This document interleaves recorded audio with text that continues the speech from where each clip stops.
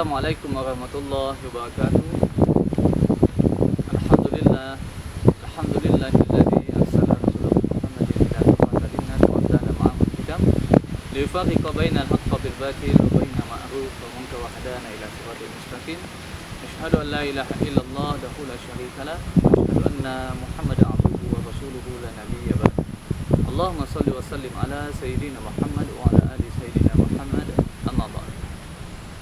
Segala puji bagi Allah yang telah menyampaikan kita kepada bulan Sya'ban, yang dalam hitungan beberapa hari lagi kita akan memasuki bulan Ramadan. Maka dalam menghadapi bulan Ramadan ini, mari kita persiapkan sebaik-baik bekal untuk menyambut bulan Ramadan.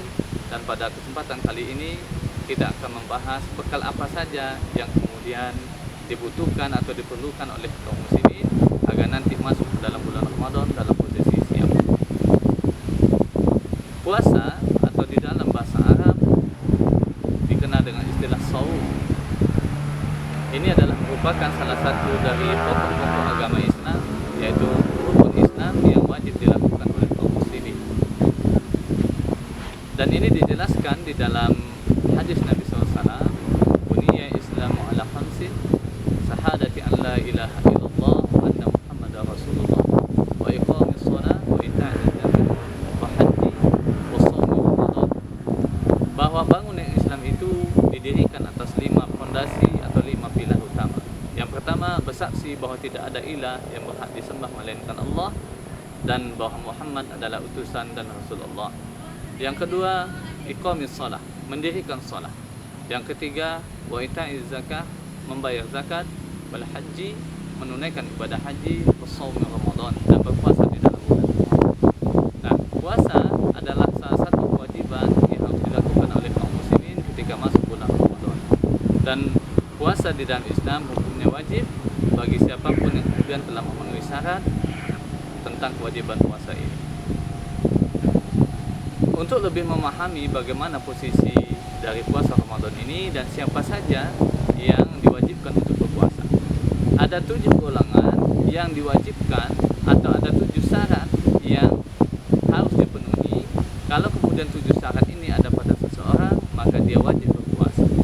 Yang pertama, syarat wajib puasa yang pertama adalah Islam atau Muslim. Jadi yang diwajibkan oleh Allah Subhanahu wa taala untuk melakukan ibadah puasa adalah seorang muslim.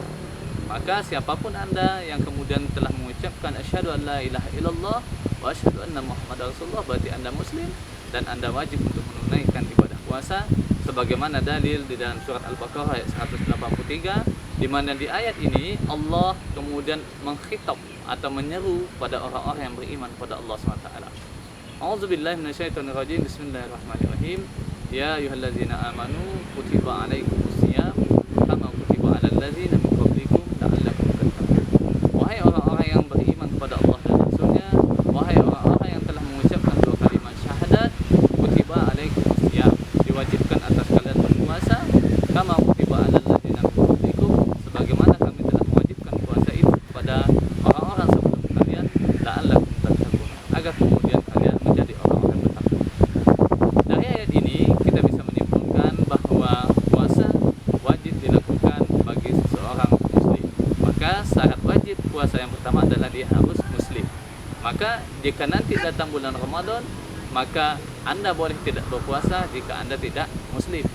Tapi jika Anda muslim dan sudah mengucapkan 2 kalimat syahadat, maka wajib bagi Anda untuk ibadah puasa. Yang kedua, syarat wajib puasa itu adalah baligh. Kalau sudah mencapai baligh, maka ketika seorang muslim tadi dia sudah mencapai baligh, maka dia kemudian wajib melakukan ibadah puasa. Sebagaimana hadis yang diriwayatkan dari sahabat Nabi sallallahu alaihi wasallam, Ali bin Abi Thalib radhiyallahu anhu, ketika Nabi sallallahu alaihi wasallam bersabda, "Rufi'a qalamu an salasin", diangkat pena atau hukum itu dari 3 golongan. Yang pertama, ansabi, dari anak-anak, hatta yablugha, sampai kemudian dia dewasa. Nah, maka dari sini kita kemudian paham bahwa puasa itu hanya wajib dilakukan bagi orang-orang yang sudah baligh atau sudah dewasa. Ya. Dan kalau laki-laki yang baligh itu ditandai dengan datangnya mimpi basah, dan kalau perempuan yang balik itu ditandai dengan datangnya menstruasi. Maka siapapun yang kemudian sudah balik dan dia muslim, maka dia wajib untuk berpuasa. Namun dalam hal ini, jika anak-anak yang belum balik atau masih mumayyiz, maka kemudian dia boleh berpuasa, tapi hukumnya belum wajib. Namun para orang tua bisa kemudian melatih anak-anaknya walaupun belum balik untuk kemudian berpuasa, agar kelak nanti ketika dewasa dia bisa kemudian terbiasa melakukan ibadah puasa Ramadan. Ini syarat yang kedua. Syarat wajib puasa yang ketiga adalah berakal. Jadi orang yang kemudian wajib berpuasa itu adalah orang yang berakal. Maka orang gila itu tidak kemudian diwajibkan berpuasa.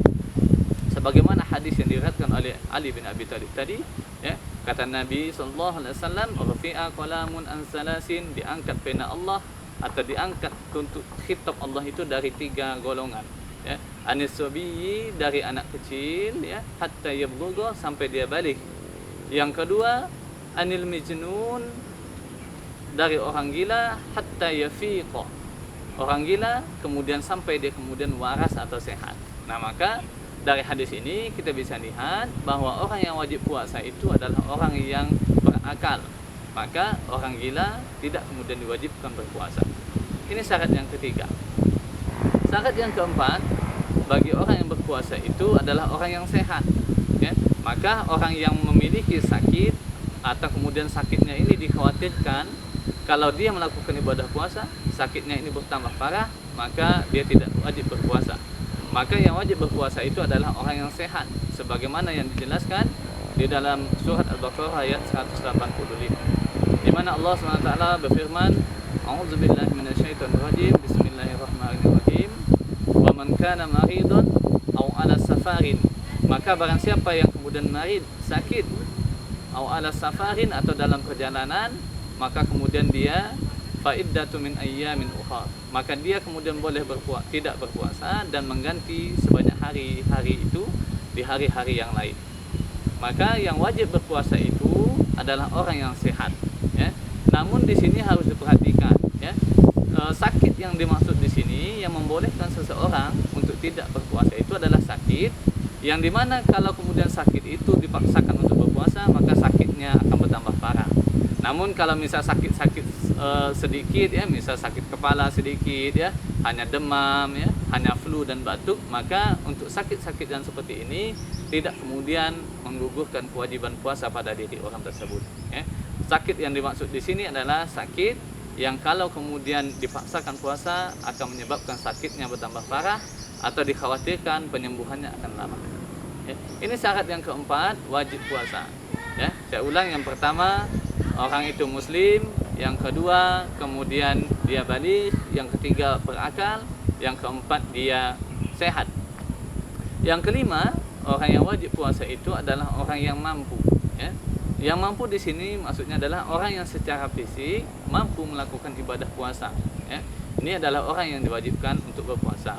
Maka jika ada orang-orang atau orang tua kita yang sudah tua, ya, kemudian sudah lanjut usianya, tidak mampu lagi untuk berpuasa, maka dia tidak diwajibkan berpuasa, ya. Maka orang-orang yang seperti ini di dalam Islam diwajibkan untuk membayar fidyah sebagaimana yang dijelaskan Allah di dalam surat Al-Baqarah ayat 184. Wa 'alal ladzina yutiqunahu fidyatun ta'amun miskin. Dan hendaklah orang-orang yang tidak mampu melaksanakan ibadah puasa, ya, fidyatun ta'amun miskin, membayar fidyah dengan memberi makan orang miskin. Maka bagi orang-orang yang tidak mampu, maka dia tidak diwajibkan untuk berpuasa. Ini syarat yang kelima wajib puasa, yaitu mampu secara fisik.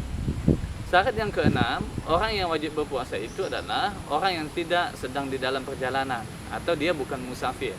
Karena seorang musafir atau orang yang sedang di dalam perjalanan, yang perjalanannya ini memenuhi syarat-syarat safar di dalam Islam, maka dia tidak wajib berpuasa.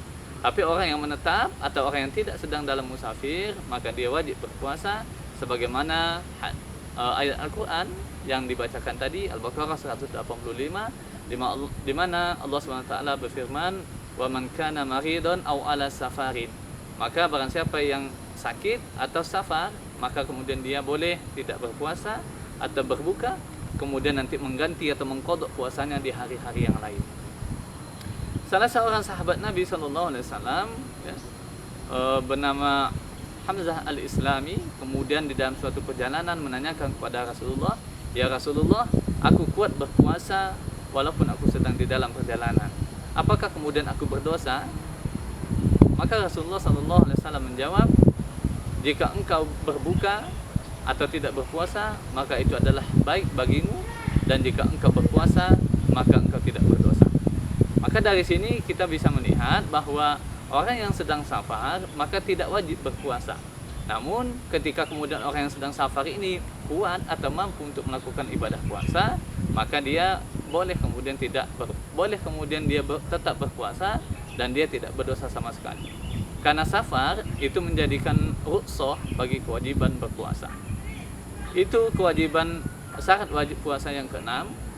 Ya, yang ketujuh atau yang terakhir, syarat wajib puasa itu adalah suci dari haid dan nifas. Jadi orang yang sedang haid dan nifas itu kemudian tidak wajib berpuasa. Bahkan jika ada orang yang haid atau nifas dia ngotot untuk berpuasa, maka hukumnya haram, ya, karena dalam posisi tidak suci.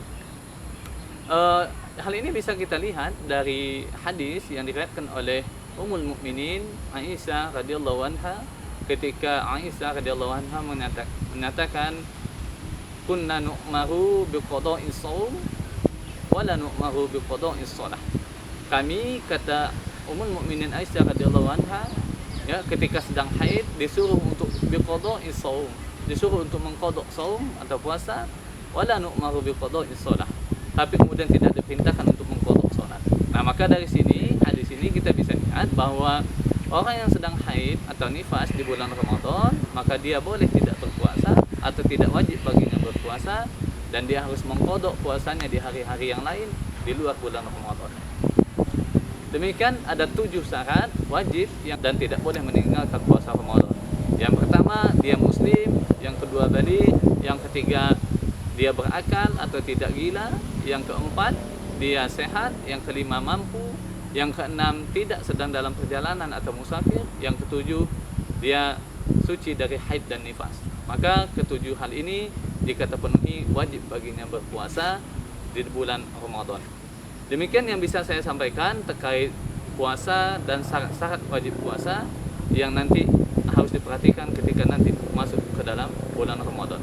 Semoga penjelasan ini bermanfaat dan bisa menjadi bekal bagi kita untuk menuju bulan Ramadan. Wallahu ta'ala a'lam. Assalamualaikum warahmatullahi wabarakatuh.